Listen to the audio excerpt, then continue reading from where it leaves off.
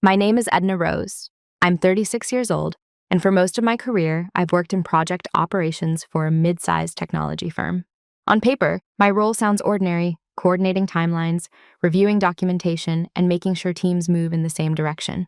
Nothing glamorous, nothing that would usually make someone the center of a story. Most people who meet me for the first time assume I'm quiet, organized, reliable, the kind of person who keeps things running smoothly behind the scenes, while louder personalities take up the space in meetings. I've been told more than once that I have a calm presence.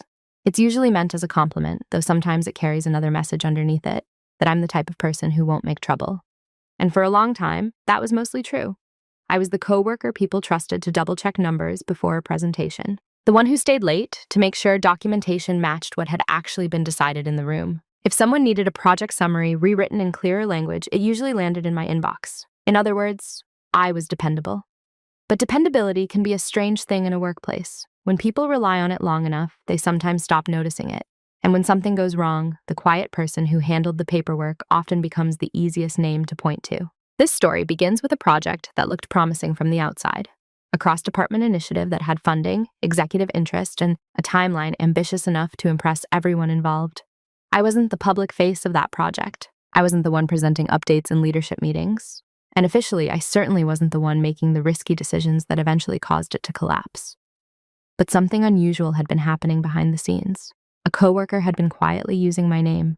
Approvals that I had never given began appearing in internal documents. Decisions I hadn't participated in were attributed to me in meeting notes. At first, it looked like small clerical mistakes, the sort of thing that happens when multiple teams move quickly. But when the project finally failed, those small mistakes started to matter. Management began asking questions. Not loudly, not dramatically. Just be careful.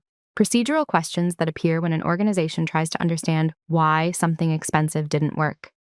And in those questions, my name appeared again and again. Why had Edna approved this timeline change? Why had Edna signed off on this budget adjustment? Why had Edna documented agreement on decisions that clearly didn't work? The strange thing was, I hadn't. What followed wasn't a dramatic confrontation or a public scandal. It was something slower, quieter, and in some ways more revealing. An internal investigation, a trail of documents, and a truth that surfaced piece by piece. Not because anyone shouted, but because the details eventually stopped lining up. This isn't a story about revenge. It's about perception, about silence, about what happens when people assume the quiet person in the room isn't paying attention, and about the moment when the record finally tells the truth on its own. Before I begin, I'm curious about something. Have you ever been blamed for something you didn't actually do, simply because people assumed it must have been you? If you had asked anyone in my office to describe me back then, the answers would have been remarkably consistent. Edna keeps things organized. Edna is reliable. Edna always has the documentation. None of those descriptions was wrong, but none of them really captured how people actually saw me. In a typical project meeting, there were always a few recognizable roles. The presenter, the strategist, the person is asking aggressive questions, the manager is trying to keep the room on schedule, and then there was me, the one taking notes. Not because anyone formally assigned the task. It simply happened over time. The first few times I volunteered, because no one else was doing it well. After that, it became one of those invisible habits that quietly attach themselves to your identity in a workplace. People began assuming I would document everything. And the truth was, I didn't mind. Documentation meant clarity. It meant that when a conversation got confusing 3 weeks later, someone could look back and understand what had actually been decided. In project operations, that kind of clarity can save weeks of wasted effort. But there was another side to that role. When you are the one quietly recording the meeting, people eventually stop thinking of you as someone shaping the conversation. You become part of the background, like the whiteboard or the projector screen. Useful, necessary, but not influential. At least that's how it looked. Most days followed a predictable rhythm. I arrived early, reviewed the previous day's updates, and prepared status summaries for the teams involved in whichever project we were currently managing. One of those projects, the one that would eventually change everything, had started with unusual energy. It was a cross-department initiative involving product development, marketing strategy, and infrastructure planning. Leadership believed it could open an entirely new market segment for our company. Because the teams involved came from different departments, coordination was complicated. That's where my role came in. My job was to keep information flowing accurately between everyone. Meeting notes, timeline adjustments, budget documentation, approval records. On paper, it sounded routine, but as the project grew, so did the number of people making decisions about it. Directors, department leads, and external consultants, all adding suggestions, revisions, and last-minute changes. In those environments, clarity becomes fragile, and that's why documentation matters more than people realize. During meetings, I wrote everything down carefully. Who proposed what? Who agreed? Who hesitated? Who requested changes before final approval? Not because I expected problems, simply because experience had taught me something important. When projects become complicated, memory becomes unreliable. But while I was quietly recording the details, something else was happening that I didn't fully notice at first. My name had started appearing in places I hadn't expected. Small things, initially. An email referencing Edna's approval for a minor scheduling shift, a project note mentioning that I had confirmed alignment on a technical adjustment. When I first saw those references, I assumed they were shorthand. People often say approved when they really mean documented. It happens constantly in fast-moving workplaces, so I didn't correct it. At the time, it seemed too small to matter. Looking back now, that was probably the moment when the pattern quietly began. Not a dramatic event, just a subtle shift in how people describe decisions, and whose name appeared next to them. And because I was the quiet one in the room, no one thought to question it, not yet. The first time something felt slightly off, it didn't happen in a meeting. It happened in an email. I remember the moment clearly because it was such an ordinary afternoon. I was reviewing timeline updates for the project, comparing our latest milestones against the infrastructure team's delivery schedule. Nothing unusual, just routine coordination work. A new message appeared in the project thread. The subject line read, "Timeline adjustment confirmed." Inside the email, one sentence caught my attention immediately. "Thanks to Edna for approving the revised deployment schedule." I paused. Not because the schedule adjustment itself was surprising. Changes like that happened often in projects of this size. But I hadn't approved anything. I had documented a discussion about the possibility of adjusting the schedule. That was different. Approving a timeline shift meant someone had the authority to finalize it. In our organization, that authority belonged to the project lead and the engineering director, not to me. For a moment, I wondered if I had misunderstood the wording. Maybe the sender simply meant that I had confirmed the notes from the meeting. So I opened the attached document. The meeting summary was mine, clearly formatted the way I usually write them. Bullet points, timestamps, action items. But near the bottom, there was an additional line that I didn't remember writing. Approval recorded by Edna Rose. It was subtle, easy to miss if you were reading quickly. But it wasn't my language. I always used the phrase, decision acknowledged, or pending confirmation. Approval was a very specific word in project documentation, and I had learned early in my career to be careful with it. For a few seconds, I simply stared at the screen. Not angry, just curious.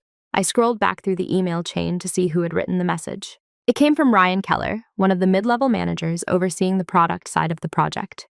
Ryan was the type of person who thrived in fast-moving environments. Quick decisions, quick presentations, quick explanations. In meetings, he spoke confidently and often. People tended to follow that kind of energy. I tried to remember whether he had asked me to add that line to the document during the meeting. Sometimes requests happened quickly, buried between other conversations. But the more I thought about it, the clearer it became. No one had asked, and I definitely hadn't written it. Still, the situation didn't feel serious enough to escalate. Instead, I replied with a short message. "Hi, Ryan. Just to clarify, my notes reflected that the timeline change was discussed, but pending final sign-off from engineering. I didn't record a formal approval. It was a simple correction, neutral, the kind of message that usually resolves small misunderstandings." Ryan responded about 20 minutes later. "Got it, thanks. Probably just wording confusion." That was it. No tension? No apology? Just a quick acknowledgement that the phrasing might have been imprecise. If the situation had ended there, I probably wouldn't be telling this story today. But over the next few weeks, something interesting happened. Similar wording began appearing again. A document here, a project update there. Nothing dramatic, just small references suggesting that I had approved things I had only documented. Each time, the difference seemed minor enough that most people wouldn't notice it. But I did, because when you spend your days writing records, you develop a strange sensitivity to language. Words like noted, confirmed, recommended, and approved may look interchangeable to others. In project documentation, they are not. I began quietly correcting the phrasing when I saw it, sometimes in emails, sometimes by adjusting the official meeting notes before they were archived. No one argued. No one questioned it, but the pattern stayed in the back of my mind. Not as a conflict, just as a small, uncomfortable observation, the kind that makes you wonder whether something is accidental or slowly becoming a habit. At the time, I chose to believe it was still accidental. Looking back now, that was the moment the first small cut appeared. Barely noticeable, easy to dismiss. But once you see it, you can't completely unsee it. After that first email, life at the office didn't change dramatically. The project continued moving forward. Meetings filled the calendar, documents accumulated, and deadlines shifted the way they always do when multiple departments try to build something ambitious together. On the surface, everything looked normal, but small patterns have a way of repeating themselves. A week after the timeline email, I noticed another instance during a product review meeting. We were discussing a modification to one of the system features, something relatively minor that required coordination between the engineering and design teams. Ryan was presenting the update to the group. He spoke quickly, the way he usually did when he felt confident about the direction of a conversation. Engineering agreed to move the integration milestone forward, he said, clicking through the presentation slides. Edna already approved documenting that change in the project schedule. And for a moment, I thought I had misheard him. Approved again. I looked up from my notebook. Around the table, no one reacted. A few people nodded while reviewing the slide deck. Someone on the design team was typing notes on a laptop. The director overseeing the meeting simply said, "Okay, as long as engineering is comfortable with it." And just like that, the moment passed. I considered speaking up right there. It would have been easy to say something simple like, "Just to clarify, I documented the discussion, but engineering still needs to finalize the change." But meetings move quickly, and interruptions carry a certain weight. When someone confidently presents information, correcting them, even politely, can subtly shift the room's energy.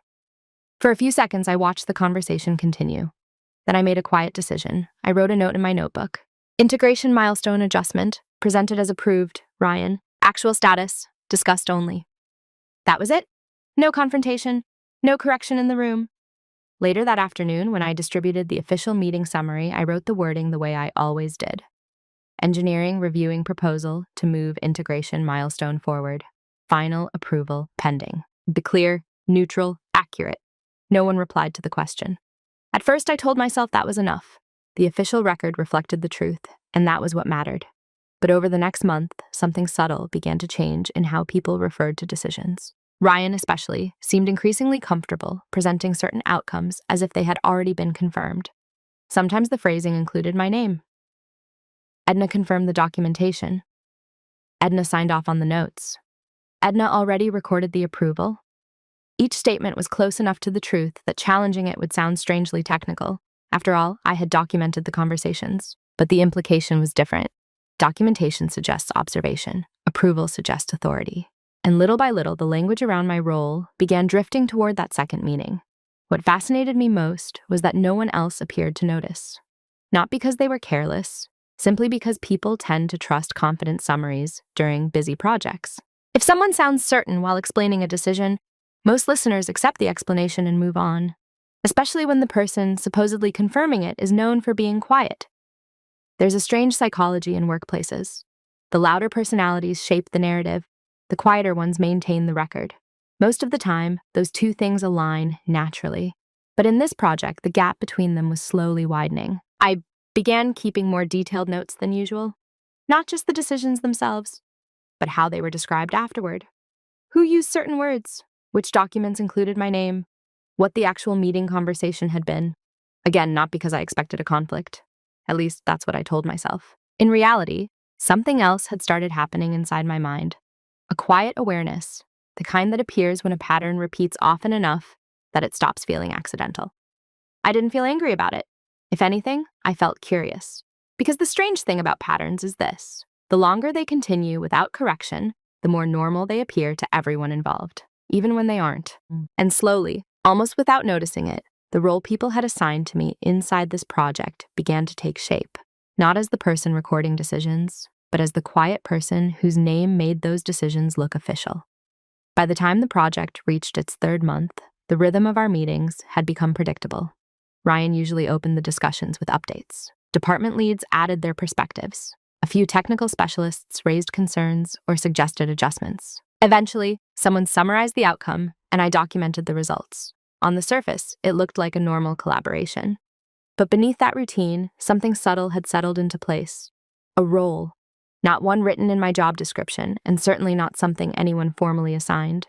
Yet the expectations around it became clearer every week. I was the stabilizer, the person whose presence quietly reassured everyone that the project's details were under control. If a timeline looked messy, someone would say, "Edna will organize the documentation." If a decision seemed unclear, someone would glance in my direction and ask, "Edna, did you capture that?" And if a summary needed to sound official, my name often appeared somewhere in the explanation. Not because I demanded authority, but because people trusted the record when it included me. It took me a while to realize what that trust meant in practice. One afternoon, during a planning session with the infrastructure team, the dynamic became particularly clear. The room was filled with engineers reviewing a technical integration plan that had grown more complicated than anyone originally expected. Several dependencies had been overlooked during the early phases of the project. Ryan leaned back in his chair and looked around the table.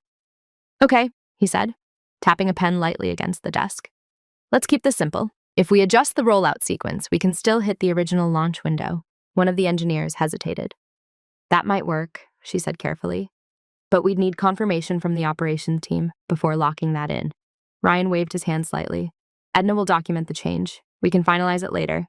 Again, the phrasing. Not hostile, not manipulative, just casual.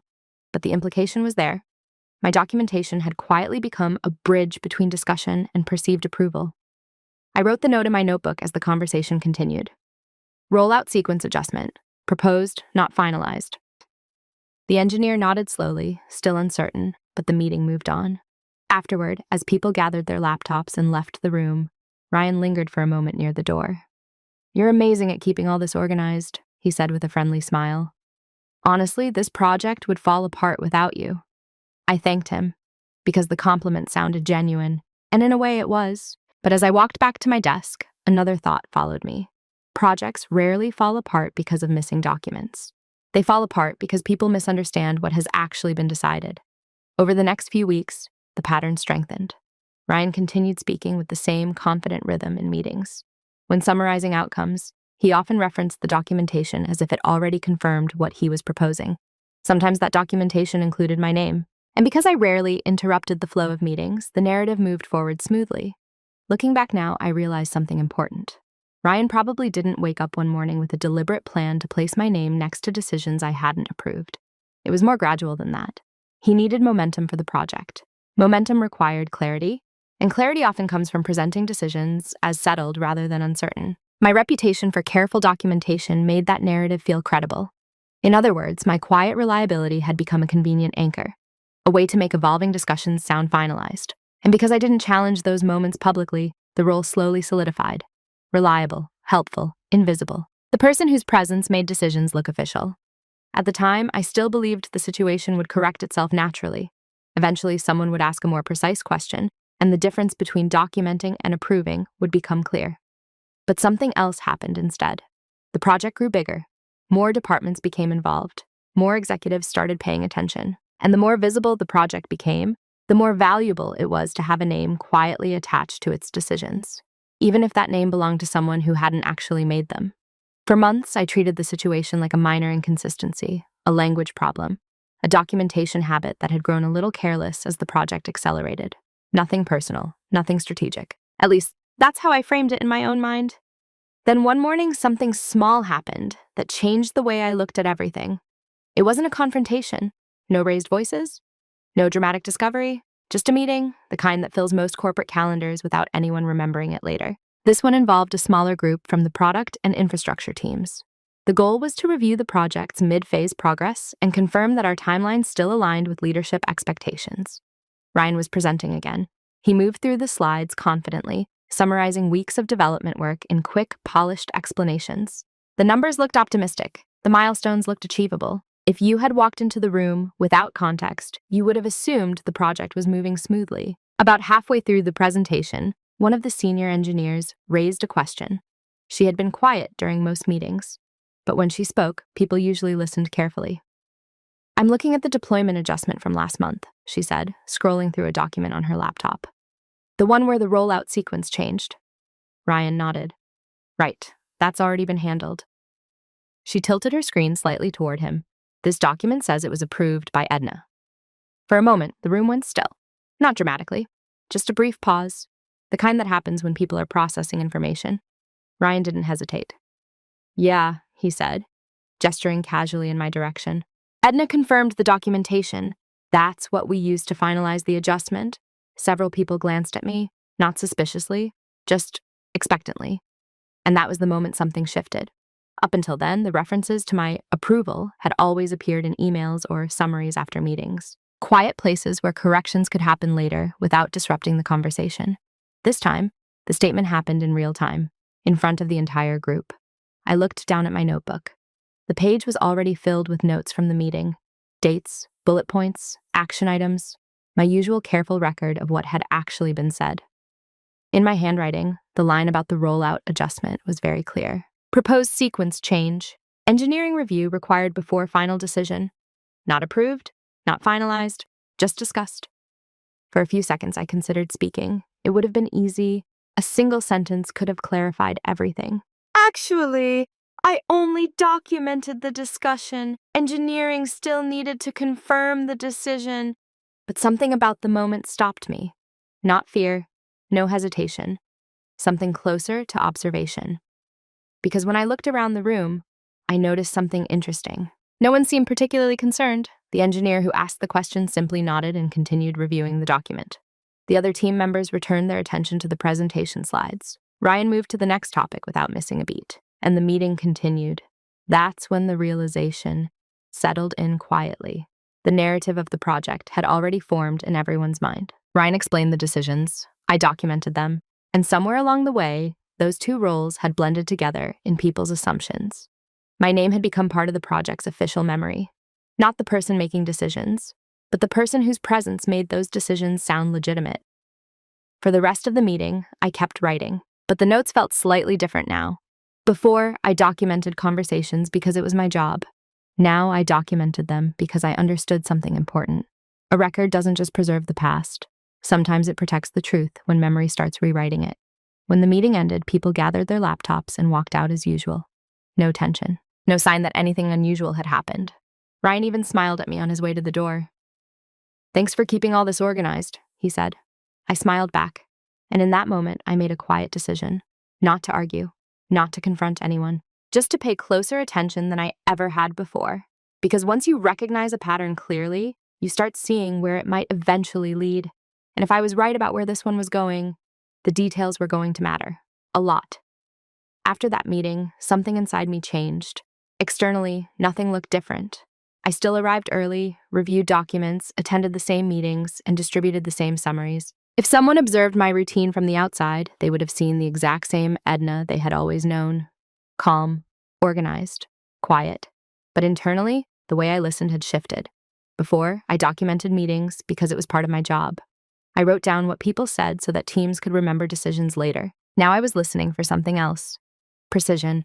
Not just what was decided, but how those decisions were described afterward. The difference might sound small, but it changed the way every conversation felt.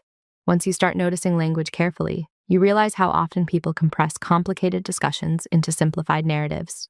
A 20-minute debate becomes a one-sentence summary. A conditional agreement becomes a confident statement. Most of the time, those shortcuts are harmless. But in our project, the shortcuts increasingly included my name. Ryan didn't change his behavior after the rollout meeting. If anything, he seemed more comfortable summarizing decisions quickly and moving the team forward before anyone could slow the momentum. During one planning session, he said, Edna will capture the approval in the notes. Another time, he explained to a director, Edna already confirmed that adjustment last week.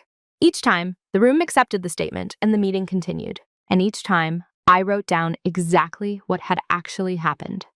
Something interesting about silence is that people interpret it in different ways. Some assume silence means agreement. Others assume it means uncertainty. In workplaces, silence is often mistaken for weakness, but silence can also be observation. I began organizing my notes differently. Instead of keeping everything in the usual chronological format, I created a secondary document on my computer. It wasn't dramatic or secretive, just a structured log that connected 3 simple things: what was said in the meeting, what appeared later in summaries or emails, which names were attached to those decisions. At first, the entries looked trivial. A small wording change here, a slightly stronger phrase there. But when you place those details side by side, over several weeks, patterns start appearing in ways that memory alone would never reveal. Ryan's updates consistently reference my documentation when explaining progress to leadership. The documents circulated between departments often included phrases like confirmed by Edna or recorded approval. Yet when I reviewed my original notes, those approvals didn't exist. The strange thing was that no one seemed to question the narrative, partly because projects move quickly, but partly because credibility works in subtle ways. Ryan had the confidence of someone leading the conversation. I had the reputation of being someone maintaining accurate records. Together, those two perceptions created something powerful, a story that sounded believable. And because I wasn't interrupting it publicly, people assumed everything aligned.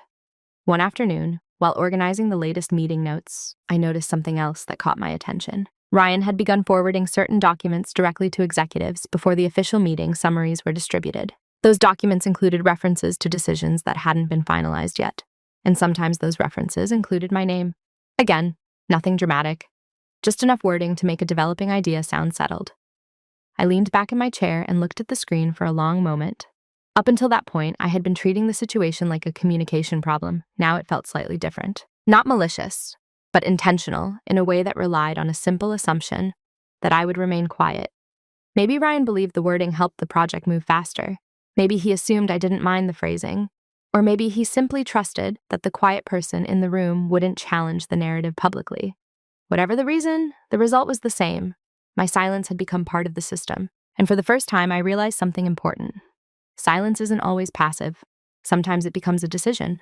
Not because you're avoiding conflict, but because you're waiting to understand the situation clearly before choosing what to do about it. So I kept documenting, carefully, calmly, the same way I always had. Except now, every note carried a slightly different meaning, not just a record of what happened, but a quiet reference point for what might eventually matter.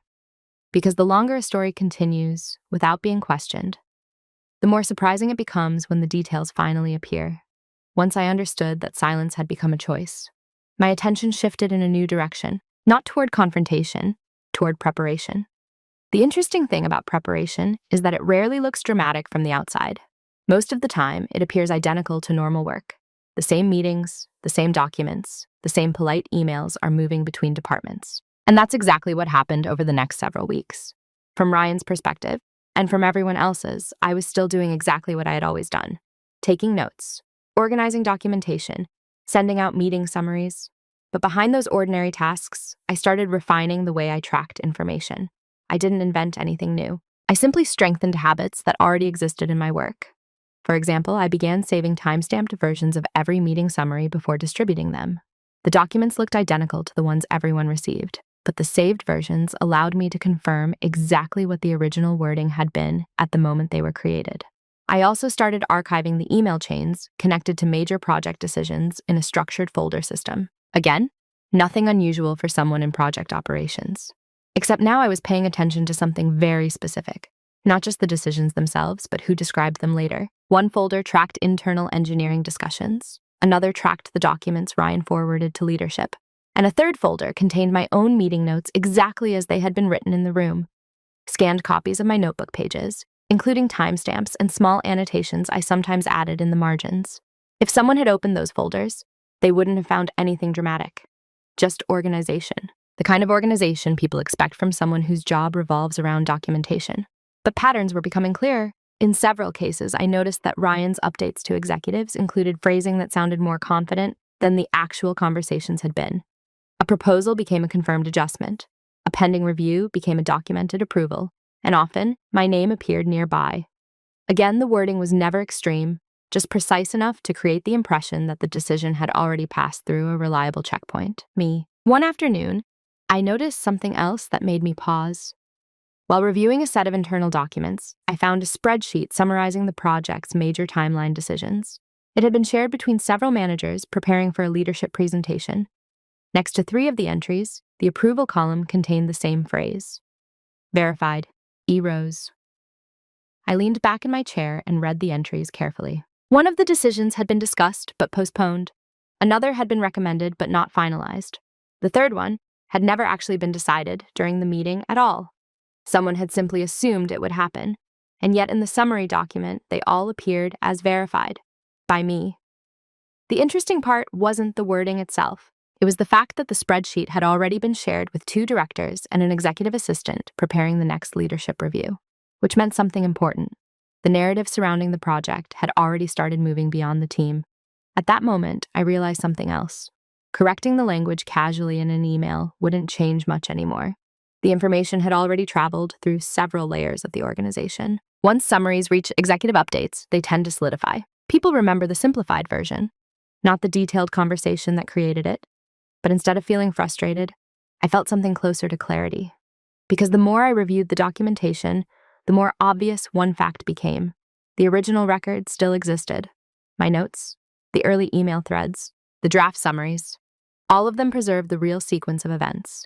And unlike memory, documents don't slowly adjust themselves to match the most confident voice in the room. They stay exactly the same. Over the following weeks, I continued doing what everyone expected me to do, attending meetings, recording decisions, distributing summaries. Ryan continued presenting updates to leadership, referencing the documentation when explaining the project's progress. And the project itself kept growing. More budget approvals, more deadlines, more expectations are tied to its success. From the outside, I say everything looked like momentum. Inside the documentation, however, a different picture was quietly forming. Not a crisis, not yet. Just a widening gap between the story people believed about the project and the details recorded along the way. The strange part was that no one seemed to notice the gap, except the person writing everything down. By the time the project reached its 6th month, the pressure around it had grown noticeably. Leadership had begun mentioning it during company-wide updates. The marketing team was already preparing early messaging about the potential launch. Even departments that weren't directly involved had started asking questions about when the product might reach the market. Momentum has a strange effect inside organizations. Once enough people believe something is moving forward successfully, that belief becomes part of the environment. It shapes conversations, expectations, and sometimes even the way problems are interpreted. Our project was surrounded by that kind of momentum, and that's why the moment of clarity arrived so quietly. It happened on a Tuesday evening, after most of the office had already emptied. I had stayed a little later than usual to organize several documents for the upcoming leadership review. Ryan had sent an updated summary of the project's progress to 2 directors earlier that afternoon. It included a list of major decisions that had supposedly allowed the team to maintain the aggressive launch schedule. When I opened the document, I recognized several of the items immediately, but something about the wording felt different. The phrasing sounded more definitive than I remembered from the meetings where those decisions had been discussed. So I opened my notes, then I opened the earlier email threads, and finally, I compared them side by side with Ryan's summary.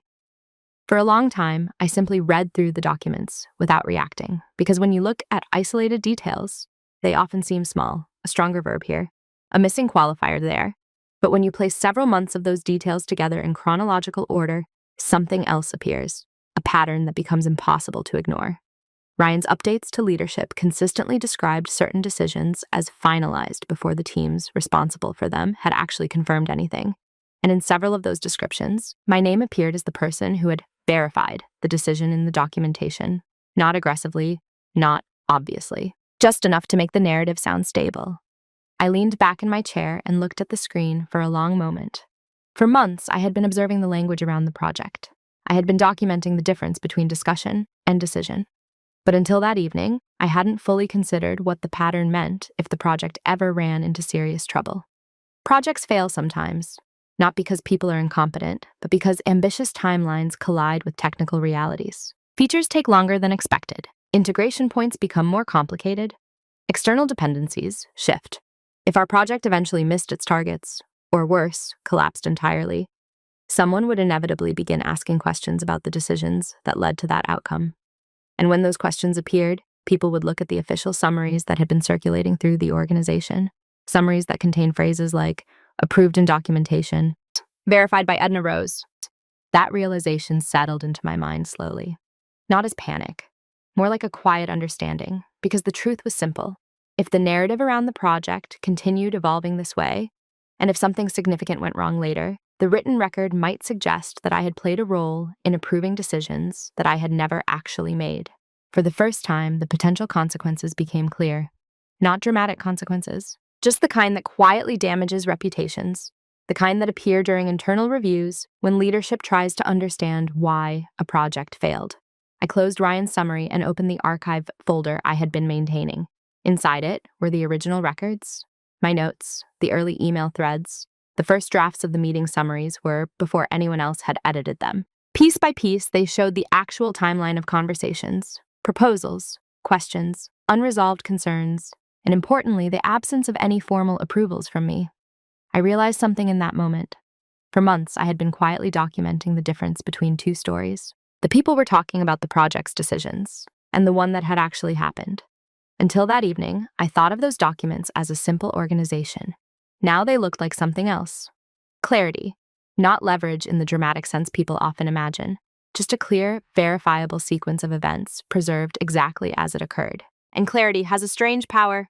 It doesn't need to be loud. It simply waits for the moment when people finally start asking the right questions. After that evening in the office, I didn't sleep particularly well. Not because I was anxious, but because my mind kept returning to the same quiet question. What should I actually do about what I had discovered? Up until that point, my approach had been simple. Observe, document, and correct small inaccuracies when they appeared. It was a method that kept the project moving without creating unnecessary tension. But the pattern I had seen in Ryan's leadership summary suggested something different now. The story of the project was already circulating through higher levels of the company. Directors and executives were beginning to form their understanding of how decisions had been made. And in that story, my role was slowly being rewritten, not as the person documenting events, but as someone who had quietly approved them. The problem wasn't immediate. The project was still moving forward, deadlines were approaching, teams were working long hours, and leadership still believed the timeline could hold. If everything succeeded, none of this would matter. But projects with aggressive schedules rarely move in straight lines. Eventually, something always challenges the plan. And when that happens, organizations begin asking questions. I sat at my kitchen table that night with my laptop open, reviewing the documentation again. There were several possible responses. The most obvious option was direct confrontation. I could walk into Ryan's office the next morning and explain exactly what I had noticed. We could clarify the language being used in summaries and correct the narrative before it spreads further. It would be straightforward, professional, probably even appreciated. But something about that option felt incomplete. Not because I wanted conflict, because a single conversation wouldn't necessarily change the larger system that had allowed the narrative to form in the first place. Ryan might adjust his wording for a few weeks, then the pressure of deadlines would return, and the same shortcuts might appear again. Another option was escalation. I could bring the issue directly to one of the directors overseeing the project, present the documentation, explain the discrepancies between the discussions and the summaries. That would certainly stop the pattern. But escalation carries consequences in corporate environments. Even when you're technically correct, bypassing the chain of communication can change how people perceive you afterward. And perception matters more than most employees realize. So I considered a third option, not confrontation, not escalation, just clarity built into the system itself. The following morning, I arrived at the office a little earlier than usual. I opened the draft template we used for distributing official meeting summaries. Normally, the template contained a short list of bullet points describing the main discussion topics and action items. I added one additional section, a small, simple line beneath each decision entry. Approval authority, followed by the name of the department or manager responsible for confirming the decision. Engineering director, product lead, infrastructure manager. Not me. The change looked harmless, even helpful. After all, many teams appreciate clear documentation, showing exactly where responsibility for a decision resides. When the next meeting ended later that day, I prepared the summary using the updated format. Under the section discussing a proposed integration change, the line appeared naturally. Approval authority, infrastructure, team lead, pending confirmation. Then I sent the summary to the entire project group. No announcement, no explanation, just a slightly clearer structure than before. Over the next few days, I continued using the same format. Every summary now contained the same quiet clarification. Who proposed the change? What was the current status? And who actually held the authority to approve it? Something interesting happened almost immediately. The language in follow-up emails began adjusting itself. When people referenced a decision, they started repeating the same phrasing from the summaries. Engineering is still reviewing. Approval pending infrastructure confirmation. Ryan didn't comment on the change, at least not directly. But during the next project meeting, I noticed something subtle. When he summarized a proposed adjustment, he paused briefly before finishing the sentence. Then he said, "Engineering will confirm that before we finalize it. Not Edna approved, not documentation confirmed, just the actual process." The room nodded and moved on. It wasn't dramatic, no confrontation, no accusations, just a small structural change that made the truth slightly harder to blur. And for a while, that seemed to be enough. But what I didn't realize at the time was that the project itself was already moving toward a moment where those distinctions would matter far more than anyone expected. Because when the timeline finally began to collapse, people were going to start looking very carefully at who had approved what. After introducing the new documentation format, I didn't expect anything dramatic to happen. In fact, the opposite was true. The project moved forward almost exactly as it had before. Meetings continued. Updates circulated. Teams worked late nights trying to keep pace with the ambitious timeline leadership had set months earlier. From the outside, the adjustment I made to the meeting summaries looked like a simple improvement in clarity, a small administrative detail. But quiet structural changes can influence behavior in ways people rarely notice at first. Over the next few weeks, I watched how the new format subtly reshaped the language used around the project. Whenever someone proposed a change during meetings, they now knew the summary would include a line specifying who actually held the authority to approve it. That small expectation made people slightly more careful with their wording. Instead of saying, "Let's just move forward with this," someone might pause and add, "We'll need engineering to confirm that," or say, "Let's mark it as pending until operations signs off." None of this slowed the project significantly, but it did something important. It restored a natural separation between discussion and decision. Ryan adapted quickly. In presentations, he still spoke with the same confidence, guiding conversations toward the outcomes he believed would keep the timeline intact. But I noticed he had stopped attaching my name to approvals. Not because anyone confronted him, simply because the documentation now made that shortcut harder to use. Still, the pressure on the project continued to increase. Leadership had begun asking more detailed questions during monthly progress reviews. Marketing was pushing for tentative launch windows. External partners were requesting early integration access. And beneath all that optimism, the technical teams were encountering more complications than the early plans had anticipated. Integration, dependencies that looked simple on diagrams, were proving difficult to implement in real systems. Infrastructure timelines shifted. Testing cycles grew longer, the kind of friction that happens in almost every ambitious project. During one engineering meeting, I noticed a pattern in the conversations. Several team members were raising concerns about the feasibility of maintaining the original rollout schedule. Nothing dramatic, just careful statements like, "We may need additional time for system validation," or, "If we compress this testing phase, we risk missing some integration issues." Ryan listened patiently, but his responses always returned to the same theme. "Let's see what adjustments we can make to keep the launch window." Momentum. That word appeared often in his explanations, and I understood why. Once leadership begins talking publicly about a project's timeline, delaying it becomes politically complicated. Everyone hopes the next adjustment will be enough to keep things on track. So the meetings continued. Proposals were made, concerns were documented, approvals were clearly attributed in the summaries. My role looked exactly the same as before: taking notes, organizing information, sending out documentation. But internally, something else had shifted. I had stopped thinking of my work purely as coordination. Now I saw it as context preservation. Every summary connected the real conversation to the official record. Every approval line showed exactly who had confirmed each decision, and every document quietly reinforced the difference between assumption and authorization. No one commented on it, no one objected, because the format looked logical, even helpful, and for several weeks everything seemed stable. Then one morning, an email arrived from senior management requesting a full review meeting for the project's progress. The subject line was neutral: Project Status Evaluation, Leadership Review. Those kinds of meetings happen often when large initiatives reach critical milestones. Usually they're routine, but when I read the message carefully, one sentence stood out. Leadership wanted a detailed explanation of several decisions that had affected the project timeline. Specifically, they wanted to understand how those decisions had been approved. I opened the project archive folder on my computer. Inside were months of documentation, meeting notes, email threads, approval records, everything exactly as it had happened. For the first time, I had the quiet sense that those documents might soon become very important. Not because I planned to use them, simply because when organizations begin asking detailed questions, someone eventually has to show the answers. The leadership review meeting was scheduled for the following Thursday.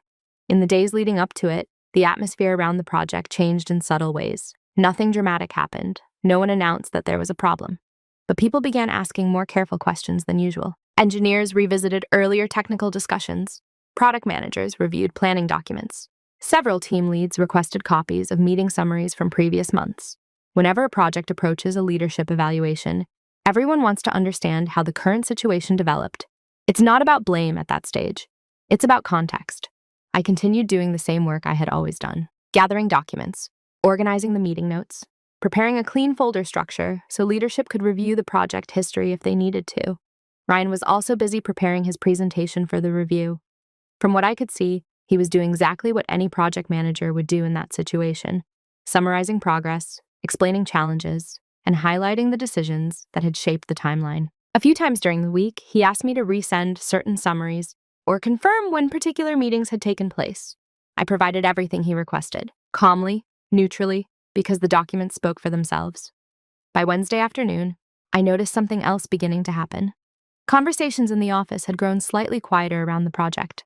Not tense, just thoughtful. One of the engineers stopped by my desk holding a printed meeting summary. "This approval line you added," she said, pointing to the document. "It's actually really helpful. I've been trying to remember which team confirmed some of these earlier decisions." I nodded. "That's why I started including it." She thanked me and returned to her desk. A little later, someone from the infrastructure team asked if I could resend the documentation for a rollout adjustment discussed 2 months earlier.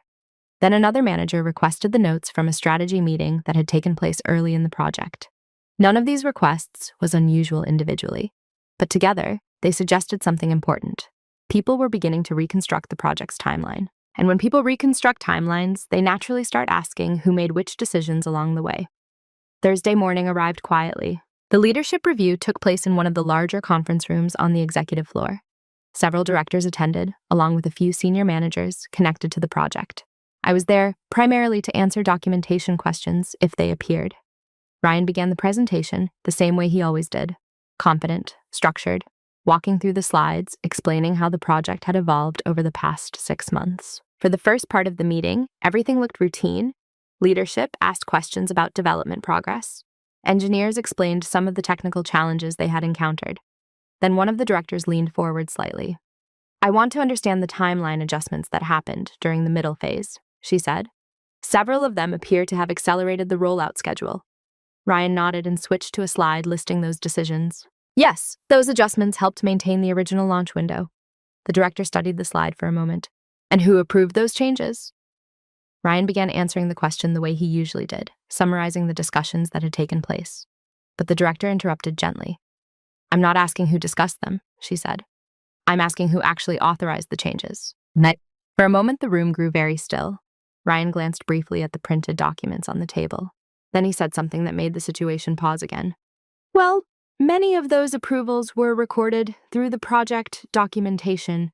The director picked up one of the meeting summaries, the newer format, the one with the approval lines. She read a few entries quietly, then she looked up.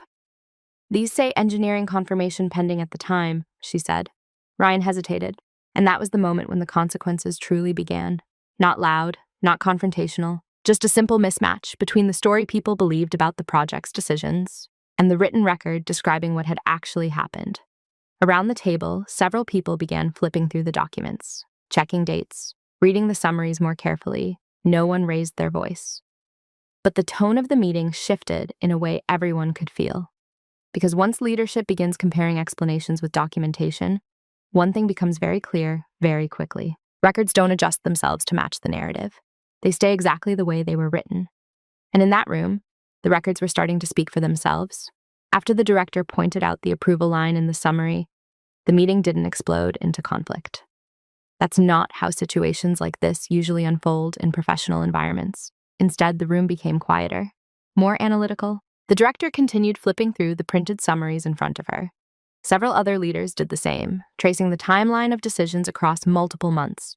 Each document showed the same structure: discussion summary, action items, and the small line underneath, approval authority. Some entries showed that a department had confirmed the change. Others clearly stated pending confirmation, which meant something important. Many of the decisions that had supposedly maintained the launch timeline had not actually been finalized when they were first presented as progress. One of the senior managers leaned forward and asked a simple question. "Ryan, when you communicated these timeline adjustments to leadership updates, were these approvals already confirmed by engineering?" Ryan shifted slightly in his chair. "Well, the teams had discussed them," he said carefully. "The documentation captured those discussions." The director nodded slowly. Yes, she replied, tapping the paper. But this documentation shows that the approvals were still pending at that time. No accusation, just observation.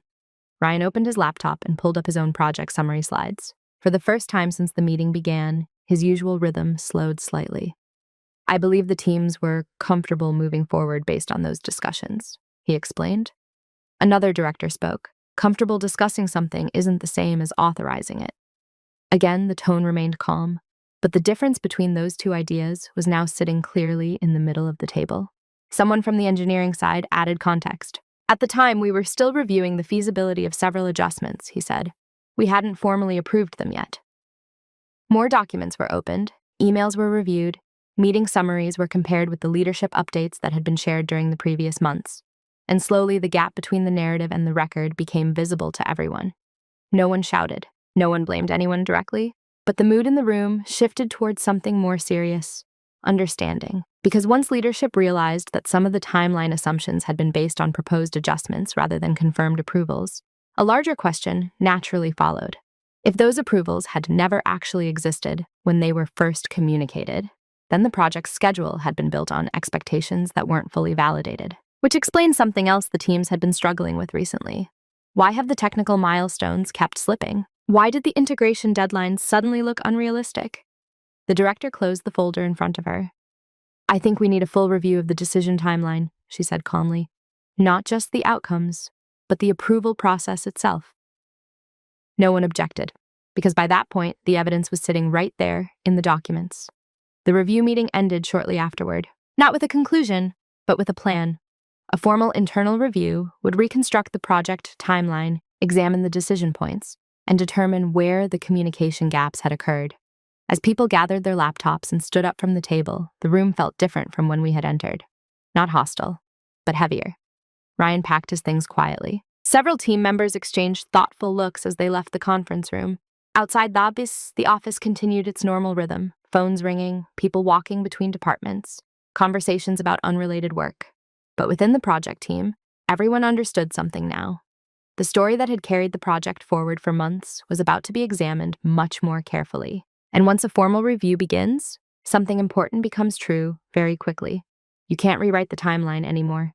Because by that point, every email, every summary, every line of documentation becomes part of the investigation, and the record is already complete.